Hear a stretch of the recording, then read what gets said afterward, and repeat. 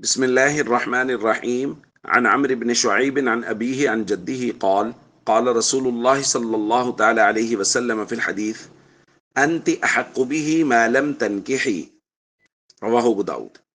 نبی کریم صلی اللہ علیہ وسلم کی خدمت میں ایک خاتون آئیں اور انہوں نے اپنے بچوں کے لیے اپنی خدمات کا ذکر کیا اور حضور سے درخواست کیا، رسول اللہ اب ان بچوں کا والد جو ہے وہ ان اباہ طلقنی، اس بچے کا والد اب اس نے مجھے طلاق دے دی ہے اور وہ اس کو مجھ سے چھیننا چاہتا ہے۔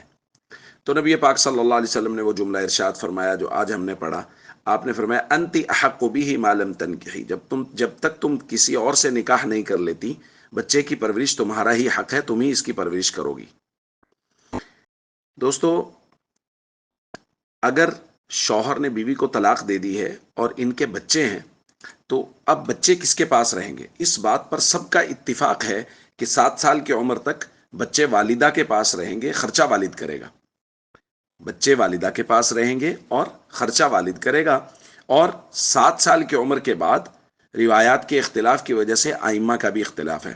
بعض ائمہ یہ کہتے ہیں کہ 7 سال کی عمر میں عمر جب ہو جائے گی تو بچوں کو اختیار دیا جائے گا، بچے بھلے والد کے پاس چلے جائیں بھلے والدہ کے پاس چلے جائیں، ان کی مرضی کے مطابق فیصلہ کر دیا جائے گا۔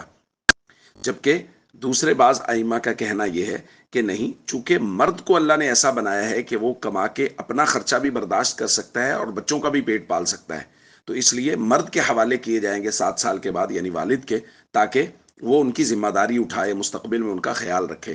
بیٹا 7 سال کا اور بیٹی 9 سال کی ہوگی تو مرد کے حوالے کر دیے جائیں گے تاکہ یہ ان کا خیال رکھے، ان کے بہتر مستقبل کا خیال رکھے۔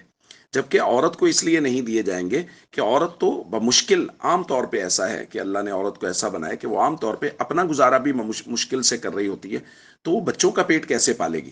تو اس لیے اس پر مزید ذمہ داری نہ ڈالی جائے، بلکہ بچے والد کے سپرد کیے جائیں، اس خاتون کے سپرد بچے نہ کیے جائیں۔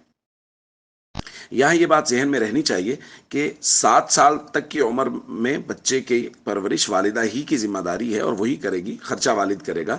لیکن اگر طلاق کے بعد یہ کسی اور جگہ نکاح کر لیتی ہے، جیسا کہ اس حدیث میں بھی حضور نے فرمایا معلم تنکحی، جب تک کسی اور جگہ نکاح نہیں کر لیتی، اگر یہ خاتون کسی اور جگہ نکاح کر لیتی ہیں تو اب پرورش کا حق ان سے ختم ہو جائے گا۔